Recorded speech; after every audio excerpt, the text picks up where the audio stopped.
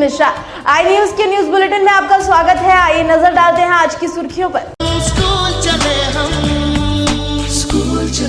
Devshri public school आपके बच्चों को देता है अच्छे संस्कार, उत्तम चरित्र एवं हमारे संस्कृति से ओत-प्रोत शिक्षा। वर्तमान प्रतिस्पर्धा के इस वैज्ञानिक एवं तकनीकी युग में गुणवत्तापूर्ण शिक्षा में नंबर 1 विद्यालय देवश्री पब्लिक स्कूल पकुड़िया। सुनो घंटी बजी स्कूल की, चलो स्कूल। बलिया सिविल लाइन के समीप होटल चंद्रावली में बावर्ची एक रेस्टोरेंट का भव्य शुभारंभ 10 नवंबर 2023 को होने जा रहा है, जिसकी जानकारी जनरल मैनेजर विकास श्रीवास्तव ने दिया। जिसके ओनर शशि प्रकाश राय ने बताया, हम लोग जनपद में कुछ अनोखी अपनी सेवा देने जा रहे हैं और मेरा लक्ष्य है कि बलिया जनपद के सम्मानित लोग एक वातानुकूलित हॉल में बैठकर एक किफायती रेट में भोजन का आनंद उठा सके। हमारे यहाँ शेफ बाहर से हैं जो जनपद में अपनी अच्छी तरह से सेवा देंगे। आप लोग हमारे यहाँ पधारें और इस रेस्टोरेंट का लाभ उठाएं।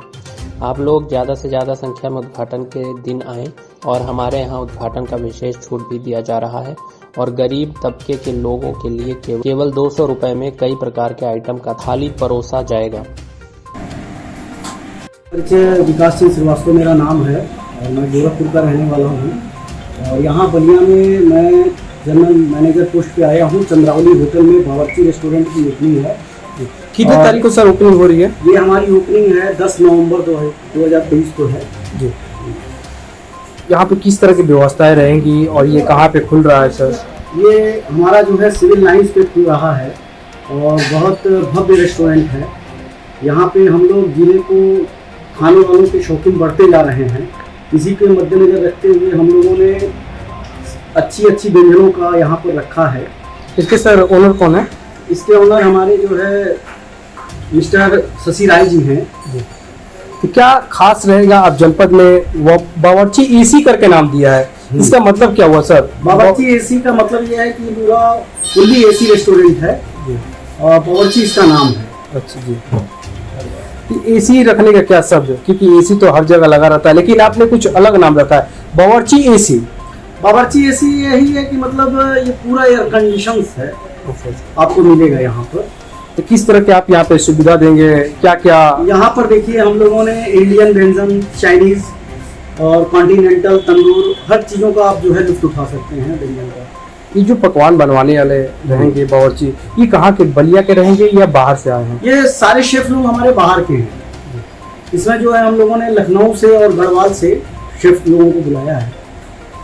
ये हमारा क्या है कि हम लोग अपने रेस्टोरेंट का जो है रेट भी बहुत जेन्युइन रखा है और यहाँ पर आप जो है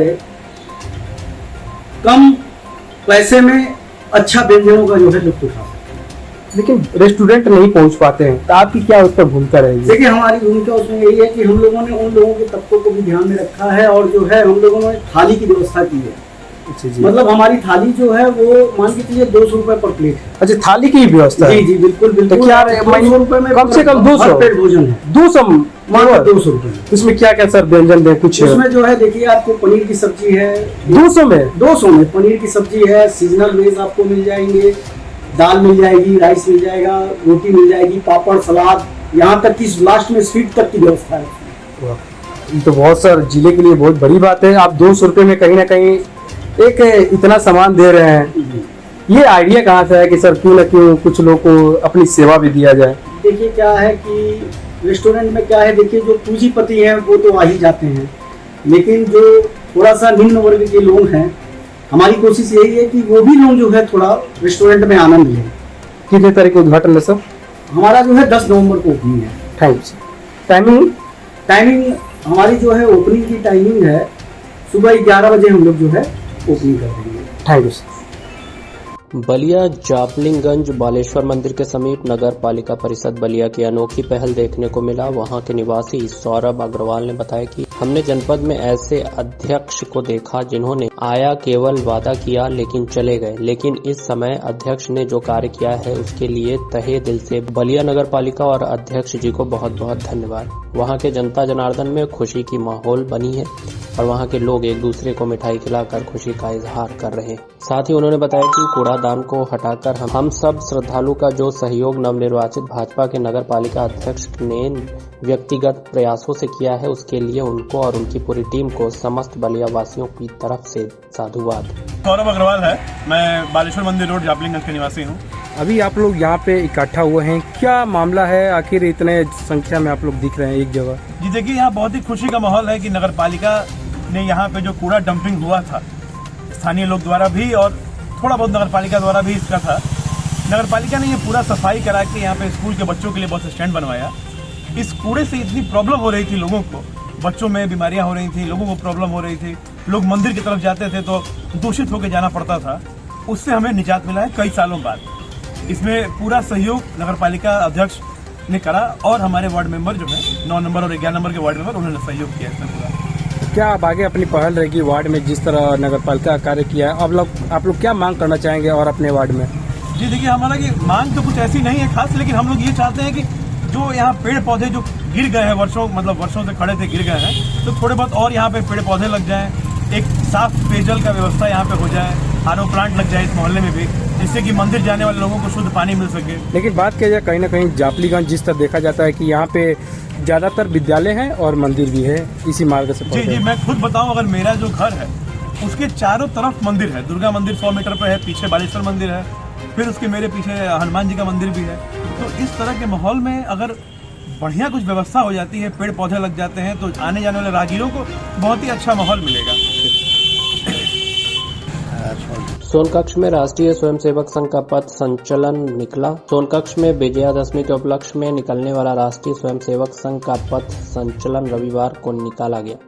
खंड के शताब्दी विस्तारक दुर्गेश कोठी के मार्गदर्शन में संचलन 3 अलग अलग बस्तियों में प्रारंभ होकर विशाल व भव्य स्वरूप में नगर भ्रमण किया। प्रथम संचलन छत्रपति शिवाजी बस्ती नगर के भानु प्रताप कॉलोनी प्रगति नगर से निकला। द्वितीय संचलन महाराणा प्रताप बस्ती संगम गार्डन डाक बंगला रोड से तथा तृतीय संचलन राजा भाऊ महाकाल बस्ती ग्राम सांवेर के मालीपुर से अलग अलग समय में निकला।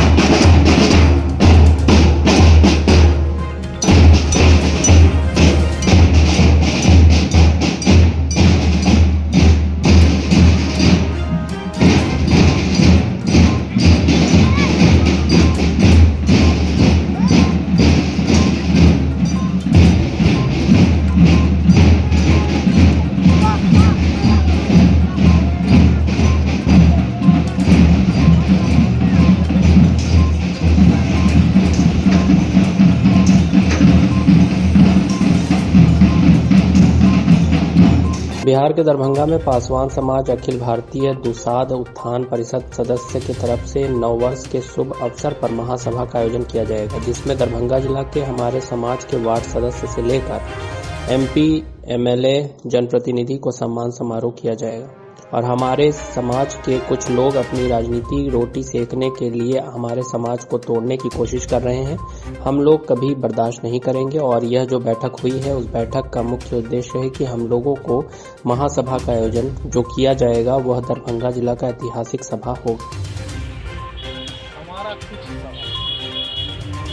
नोट करिए, सब करिए इस तरह की कुछ रूपरेखा तैयार की गई बैठक की, क्या देख सकते हैं और किस तरह से बैठक सर्वप्रथम आप सभी मीडिया बंधुओं का हमारा अखिल भारतीय दुसाध उत्थान परिषद परिवार धन्यवाद देता है तथा आज का बैठक जिसको परामर्श बैठक के रूप में चिन्हित करके विशिष्ट सदस्यों की उपस्थिति में आने वाले 25 फरवरी 2024 को जो दुसाध महासम्मेलन का आयोजन किया जा रहा है और हमारे दरभंगा जिला में ऐतिहासिक कार्यक्रम के रूप में सम्मेलन का आयोजन करने का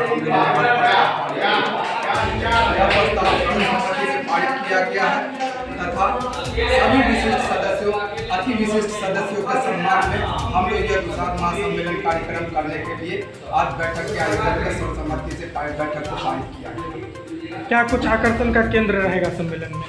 आकर्षण का मुख्य केंद्र हमारे 18 प्रखंडों से, विभिन्न पंचायतों से, विभिन्न गांवों से, विभिन्न वार्ड से, नगर से सभी बहुसंख्यक में विशेषकर महिला हमारे जो भी माता बहनें हैं उनको हम लोग विशेष रूप से निमंत्रण के लिए डोर टू डोर करने के लिए के माध्यम से, फ्लैक्स के माध्यम से, डिजिटल मीडिया के माध्यम से हम लोग उन लोगों को सूचना देने का कार्य करेंगे तथा इस प्रोग्राम में विभिन्न रूप से जो हमारे राजा सलेश के हैं, भोगा मुदेसर के हैं, मोतीराम के हैं, मालिक की है, एरिया जिरिया बहन की है, जो भी पांचों मालिक थी उनका है, राजा बुद्धेश्वर के स्थान पर है, मोतीराम के ससुराल पक्ष का है और भोगा बुद्धेश्वर के ससुराल पक्ष का है, राजा सलेश के ससुराल पक्ष के विभिन्न रूपों में झांकी का हम लोग बनाते हुए लोगों के बीच रखेंगे ताकि हमारे जो महापुरुष रहे, हमारे जो कुल देवता रहे, बाबा चौहरमल भगवान रहे, उनके विशेष प्रवेश की उनके चरित्र की व्याख्या के माध्यम से हम लोग समाज में उसको इंगित करने का काम करेंगे।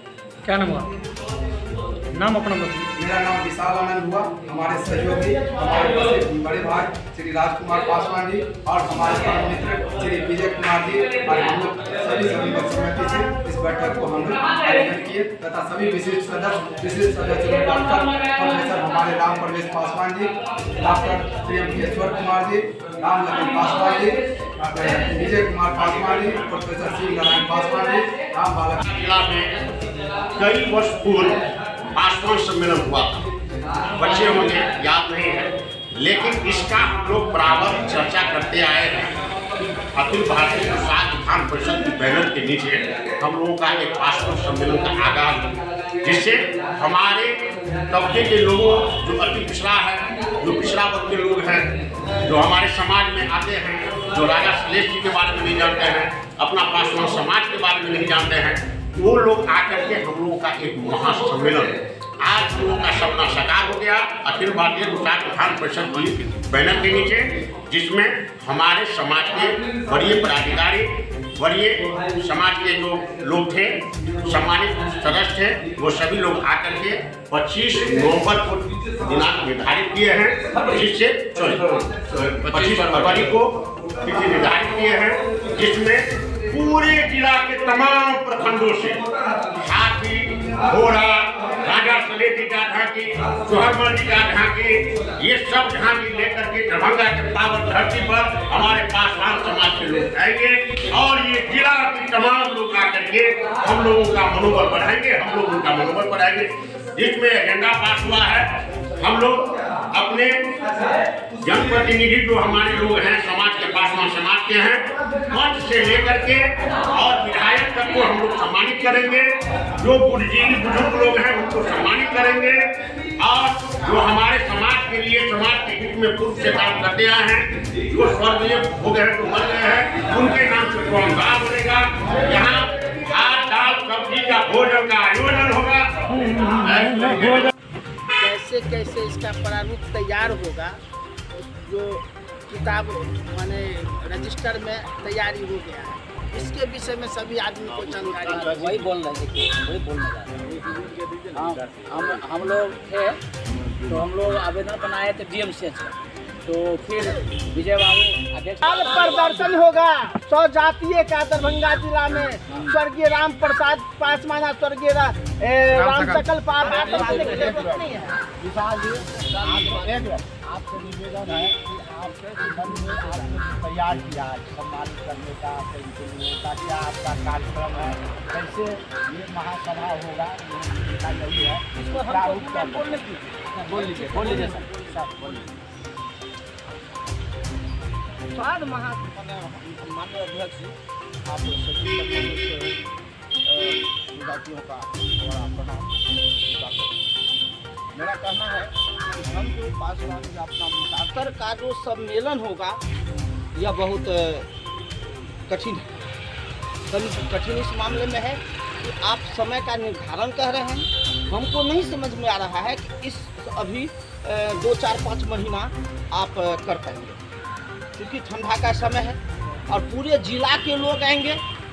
इसके लिए हमारे जो प्रखंड अध्यक्ष सचिव बनेंगे, इसका उन पर दायित्व दिया जाएगा कि पंचायत स्तर पर इसका जो है हम कार्यक्रम को या संगठन को बना लें।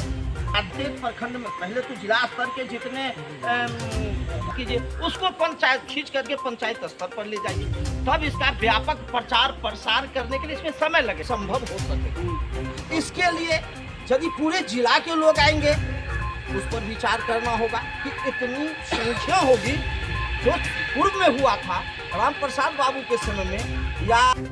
जी सर, आज का बैठक का क्या मुख्य उद्देश्य? आज अखिल भारतीय दुसाध उत्थान परिषद का दरभंगा जिला यूनिट का बैठक हमारे सम्मानित जिला अध्यक्ष विजय कुमार पासवान जी की अध्यक्षता में हुआ, जिसमें इस बात को रखा गया कि विगत दिनों ऑल इंडिया दुसाध परिवार के तरफ से जो कार्यक्रम किया गया वह कार्यक्रम गलत था। हम लोग दरभंगा जिला में आज तक दुसाध परिवार का चर्चा ही नहीं सुना। यहाँ दरभंगा जिला में यह दरभंगा जिला का जो यूनिट है अखिल भारतीय दुसाध उत्थान परिषद का, यह गैर राजनीतिक संगठन है और इसमें जो हमारा जिला अध्यक्ष है वो किसी पार्टी के मुताज नहीं है। इसमें सामाजिक कार्यकर्ता भी हैं, सरकारी नौकरी पेशे वाले लोग भी हैं और विभिन्न राजनीतिक दल के भी हमारे सम्मानित साथी हैं। कोई एक दल का लोग नहीं है। यह हमारा ओरिजिनल संगठन है जिसका काम है समाज के अंदर एक नई दिशा देना, शिक्षा के क्षेत्र में काम करना, समाज के अंदर जो व्याप्त कुरीतियाँ अगर रही है कभी उससे लोग निजात पा रहे हैं, उस ओर हम लोग काम कर रहे हैं। शिक्षा का ज्योति हम लोग जगा रहे हैं। हम लोग किसी दल विशेष में बंधा हुआ यह हमारा संगठन नहीं है, लेकिन विगत दिनों ऑल इंडिया दुसाध परिवार ने वह मुख्य रूप से लोजपा के लोगों द्वारा यहाँ यह कार्यक्रम दुसाध परिवार का बैनर लगा करके एक पार्टी विशेष का वो कार्यक्रम करके, और वह भी पुहर कार्यक्रम जिसमें नाकाफी तादाद था और कार्यक्रम विफल हुआ। हम लोग का कहना है कि जब दुसाध परिवार के लिए इस मंच पर उनको बुलाया गया, चिराग जी जब बोले कि हम यह अपने जात के बीच में है और यहाँ कोई राजनीतिक बात हमको नहीं करनी है, लेकिन हम लोगों ने क्या सुना कि वो पूरी बात राजनीतिक बात किया। उन्होंने एक बार भी दलितों की समस्या पर चर्चा नहीं किया, पासवानों की समस्या पर चर्चा नहीं किया। वो लगातार बिहार सरकार को टारगेट करता रहा नीतीश कुमार जी। जो माननीय नीतीश कुमार जी ने जो आरक्षण दिया, हमारे सैकड़ों लोग इस बिहार के अंदर मुखिया बन रहे हैं, प्रमुख बन रहे हैं, बहुत सारे लोग मेयर, जिला परिषद के अध्यक्ष। यह सब नीतीश कुमार जी के आरक्षण जो एकल पद पर दिए गए उसका कमाल है कि हमारे लोगों को भी भागीदारी मिली है। और सबसे बेहतर बात है और बड़ी बात है कि न्यायपालिका में आरक्षण, यह हिंदुस्तान में पहला यह राज्य है जहां न्यायपालिका में, लोकल जुडिशियरी में रिजर्वेशन दिया। उस वीर पुरुष का नाम नीतीश कुमार है। और आप आए, पूरा भाषण आपने कंसंट्रेट कर दिया, नीतीश कुमार जी के लिए क्या एकल पद रिजर्वेशन में उन्होंने डाला, कौन खराब काम किया? जुडिशरी में रिजर्वेशन दिया, कौन खराब काम किया? आप 12 जाति के लोगों में अनुसूचित जाति में शामिल करने की बात कर गए, आप ये बार बार वकालत करते हैं। आपने कभी रिजर्वेशन बढ़ाने की बात की? आज हमारे देश में संविधान पर खतरा है, आपने इसके बारे में कभी चर्चा किया? आपने सदन के अंदर हमारा रिजर्वेशन का दायरा बढ़ाया जाए, इस पर कभी चर्चा किया? आप रोजना रोते रहे, आपके घर को तोड़ दिया मोदी सरकार, आपके चाचा को अलग करके कोथ करा दिया और आप घूम रहे हैं। जो माननीय हमारे श्रद्धेय पूजनीय रामविलास पासवान जी गरीबों की आवाज थे, वो लगातार दलितों की चिंता करते थे। उनका आवास लंबे समय तक कांग्रेस के जमाने से अब तक आवास था, उसको स्मृति भवन में आपको तब्दील करना चाहिए। उस जगह को आप शोध संस्थान आपको बनाना चाहिए। आज बाबा साहब भीमराव अम्बेडकर भारत रत्न की उपाधि से सम्मानित हैं। रामविलास पासवान जी ने वीपी सिंह के सरकार में उन्होंने प्रस्ताव रखा और प्रधानमंत्री ने स्वीकार कर लिया।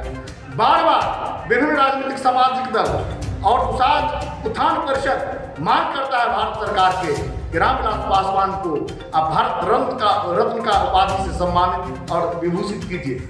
आप वो नहीं करवा पा रहे हैं, हनुमानगिरी कर रहे हैं। ये हनुमानगिरी करिएगा तो हनुमान जी को राम जी ने कोई राजमुकुट ने दिया था, आपको उसी अनुरूप ये ठग रहे हैं लोग। ये वो लोग हैं जो संविधान पर वो कुठाराघात कर रहे हैं, हमारा रिजर्वेशन निजीकरण के बहाने समाप्त कर रहे हैं। आज जातीय जो जनगणना हुआ उससे हम लोगों को एहसास हुआ कि बिहार के अंदर हम सेकेंड लार्जेस्ट कास्ट हैं। आप कहते हैं कि ये नाम नाकाफी है, तो आप भारत सरकार के हनुमान हैं, आप देश स्तर का क्यों नहीं सेंसस करा लेते हैं? पता तो चले कि देश के अंदर हमारी आबादी क्या है। आप जब इसमें सवाल उठाते हैं तो माननीय मुख्यमंत्री जी अपनी ही जात की संख्या बढ़ा करके दिखा देते।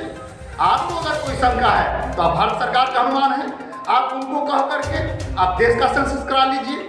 आप वो व्यक्ति हैं जो लोगों को आंख में धूल झोंकते हैं। शहरबन्नी गांव में आपने अपने परम पूज्य रामविलास पासवान जी हम लोगों के नेता हुआ करते थे, उनका मूर्ति आपने लगाया, अच्छी बात है, लेकिन अफसोस इस बात का है कि उस मूर्ति में रामविलास जी के जन्म और मृत्यु का तिथि आप तो जरूर लिखा, रीना पासवान का नाम आपने जरूर लिखा, अपना नाम आपने जरूर लिखा। जो धर्मपत्नी है राजकुमारी देवी, आखिर उनका नाम आपने क्यों नहीं दिया?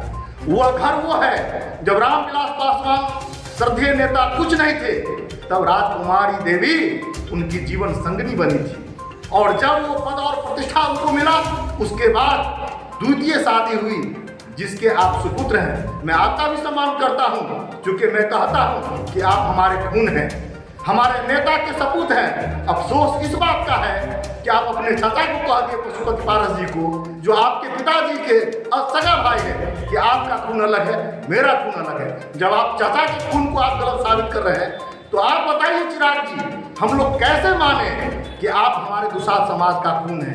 हमें अफसोस नहीं होगा? आप क्या ध्यान देते हैं भाई?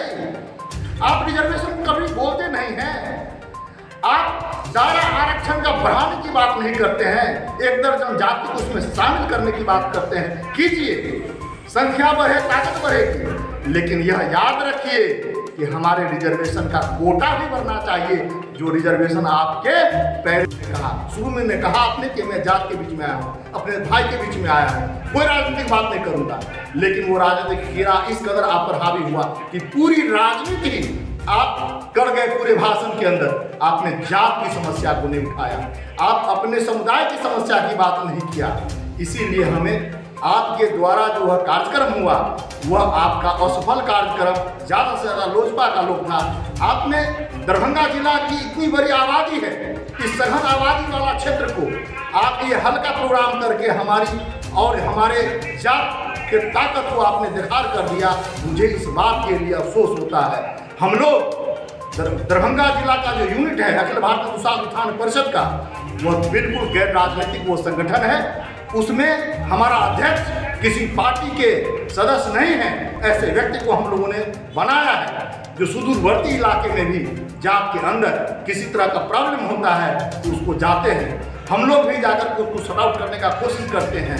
हम लोग इस मिट्टी में रचने बसने वाले लोग, यहाँ के दुख सुख में जीने वाले लोग, आप ऊपर से हवाई फायरिंग करके चले जा रहे हैं। आप तो फोन नहीं उठाते हैं लोगों का। आप नेहरा में इतना बड़ा घटना हो गया। हम लोग वहाँ गए थे, राम लखन पासवान थे, कमिट श्याम भारती थे, हमारे जिलाध्यक्ष थे और बहुत सारे लोग थे, लेकिन आप वहाँ के लोगों का आंसू नहीं पूछने का काम किया और आप उनका फोन भी नहीं उठाए।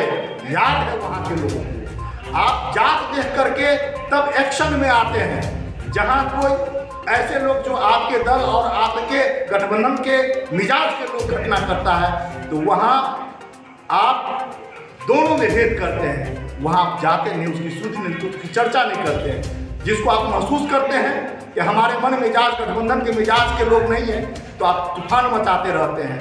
ऐसा नहीं होता है। समस्या जिसके साथ भी हो, जिनको पीड़ा पहुंचाई जाए उनके पास आप जाइए, चाहे वो किसी के द्वारा प्रदत्त पीड़ा हो। आप समाज की बात करिए, दल की भी बात कीजिए, डेमोक्रेसी है, लेकिन यही है कि आप ऐसे लोगों के साथ हैं जो फासिस्ट है, जो डेमोक्रेसी में विश्वास नहीं करता है, जो एक नेशन एक इलेक्शन की बात करता है, एक नेशन और एक एजुकेशन की बात नहीं करता है। यह भेदभाव नहीं चलने वाला है। यह भेदभाव पर अब लगाम लगेगा। पब्लिक जाग चुकी है, सारे जुमलाबाजी को लोग समझना शुरू कर दिया है। इसीलिए साथी आज भी आपसे आग्रह है कि आप बाबा साहेब के विचार वाले लोग, लोहिया और कर्पूरी के विचार वाले लोगों के साथ जुड़ करके लामबंद होइए, सामाजिक न्याय के धारा को मजबूत करिए। यह सेकुलर कंट्री है। आज आरएसएस की भाषा है, हिंदू राष्ट्र की बात करता है। जब हिंदू इस व्यवस्था इस देश में था तो 4 वर्ण था और उस 4 वर्ण में हमें शूद्र वर्ण बना करके शोषण का शिकार बनाया गया। क्या मैं उस हिंदू राष्ट्र की बात करूं? और जब हमारा संविधान बदल जाएगा तो बाबा साहब का संविधान दुनिया का अनोखा संविधान है और इसकी प्रशंसा देश और दुनिया में होता है। उस संविधान पर खतरा मंडरा रहा है और आप कहा जाता है रोम जल रहा था और नीरो बंसी बजा रहा था। आपके घर तोड़ दिया, बाबा साहब का मूर्ति तोड़ दिया, सरदेव रामदास जी का मूर्ति तोड़ दिया, लेकिन आप ये कहते हैं कि हमको बिहार के मुख्यमंत्री ने परिवार को तोड़ दिया। क्या बिहार सरकार के कैबिनेट में पशुपति पारस मिनिस्टर हैं? क्या बिहार सरकार के अंतर्गत वो भवन है जिसमें आपके पिताजी रहते थे? काहे का तुहमत लगाते हैं? उस आदमी पर लगाते हैं जो दिन रात आरक्षण की बात करता है, गरीबों के आर्थिक उन्नयन की बात करता है। आप जानिए मुख्यमंत्री उद्यमी योजना में यहीं पर ललन पासवान भी है, लाभ उठाया है। उसमें कोई दलित महादलित का भेद नहीं है। 10 लाख रुपए का वो योजना है, 5 लाख रुपया सब्सिडी है और जो 5 लाख है 87 किस्तों में सधाना है, विदाउट इंटरेस्ट है। आप किस क्षेत्र में आप जवाब देना चाहेंगे? हमेशा सवाल करते हैं। तो कौन सा सवाल आप करते हैं? आप बिहारी फर्स्ट की बात करते हैं, पूरे बिहार का लोग आपको दे देता। वो क्या हुआ? आपका एक MLA हुआ, आपके पास एक MLC था और जिनके सह पर आप चुनाव लड़ाए कैंडिडेटों को, जहां जहां जदयू लड़ रहा था, वही पार्टी आपके तमाम कैंडिडेट को घर वापसी करा लिया, चुके वो सब के सब भारतीय जनता पार्टी से आयादित कैंडिडेट आपके थे। आपके MLC को वो भारतीय जनता पार्टी बुला लिया, ज्वाइंट भाजपा करा लिया, फिर भी आप अनुमान बने हुए। लास्ट में वह विधायक वो भी चलाया जदयू में। आपको नुकसान जो पहुंचा रहा है, आपकी कम्युनिटी को जो नुकसान पहुंचा रहा है, कौन सी मजबूरी है कि आप दुम हिला रहे हैं उनके पीछे पीछे? आप अभी भी संभालिए। आप आइए सामाजिक न्याय के धारा में और जगह पर आइए। हम लोग भी चाहते हैं कि आप आगे बढ़िए, लेकिन क्या ऐसे में हो सकता है? जब धारा के विपरीत आप जा रहे हो, आप क्या अपेक्षा करना चाहते हो समाज? वही कि समाज आपको साथ देता रहे और आप गलत कदम उठाते रहे। मैं आपके इन कदमों का, इस तरह के आपके व्यवस्था का विरोध करता हूँ, निंदा करता हूँ। आप समझिए चिराग जी, जो आपको नुकसान करता है आप उनका अनुमान बने। आज भी समय है, चेत जाइए। क्या नाम है सर? मैं डॉक्टर राम प्रवेश पासवान, संस्कृत कॉलेज पटना, सहायक प्राचार्य। बलिया आर्य समाज रोड में मैनेजर सत्यम सैनी ने बताया कि 10 नवंबर 2023 को डीकॉट व डोनर कास्ट भव्य शोरूम का शुभारंभ होने जा रहा है, जिसके मैनेजर ने बताया कि जनपद में हम लोग बहुत जल्द सेवा देने जा रहे हैं और मेरा मकसद है कि एक ही छत के नीचे मेंस की सारी सुविधाएं मिले। क्योंकि ग्राहक इधर उधर भटकने लगते हैं और अच्छा कपड़ा उन्हें नहीं मिल पाता है, जिस कारण हमने इस शोरूम को खोला। का सारा स्नेह काशीनाथ गुप्ता जी को जाएगा। 100 भारत मेडिकल स्टोर, आप हमारे यहाँ आएँ और सेवा का मौका दें। मैं सत्यम सैनी बलिया डीकॉट डोनिया का मैनेजर हूँ। कितने तारीख को यहाँ पे भव्य उद्घाटन है सर? सर हमारी जो ग्रैंड ओपनिंग है अभी इसी धनतेरस यानी कि 10 नवंबर 2023 को अपना ये ग्रैंड ओपनिंग है सर। ये कहाँ पे खुलने जा रहा है sir? Sir Arya Samaj road Balaji tower के ठीक सामने सर। किस तरह की सुविधाएं आप जनपद वासियों को देंगे? सर हमारे यहाँ जो जितने भी डोनिया सर जो डीकॉट है अपना, ये सिर्फ मेंस में डील करता है, तो हमारे अपने मेंस के लिए जो अपने परफेक्ट एकदम मिड रेंज में एक अच्छी क्वालिटी के कपड़े जो होंगे उसमें सर्विस के लिए वो सर्व करेंगे सर। इसके ओनर कौन है सर? सर इसके जो ऑनर हैं वो मनीष कुमार गुप्ता हैं, भारत मेडिकल स्टोर से।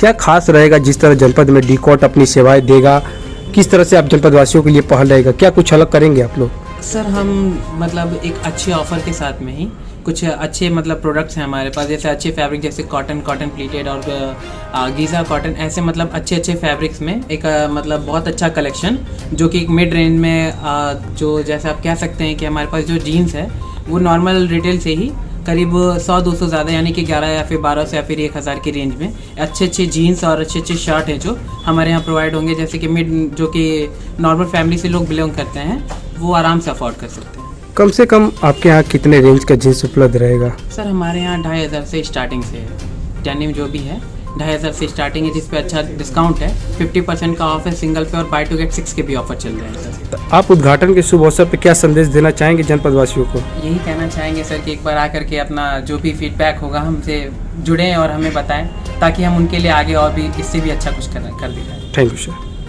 तो अब तक के लिए बस इतना ही। खबरों का सिलसिला लगातार जारी है, आप देखते रहिए आई न्यूज़, हर खबर पर पहली नजर।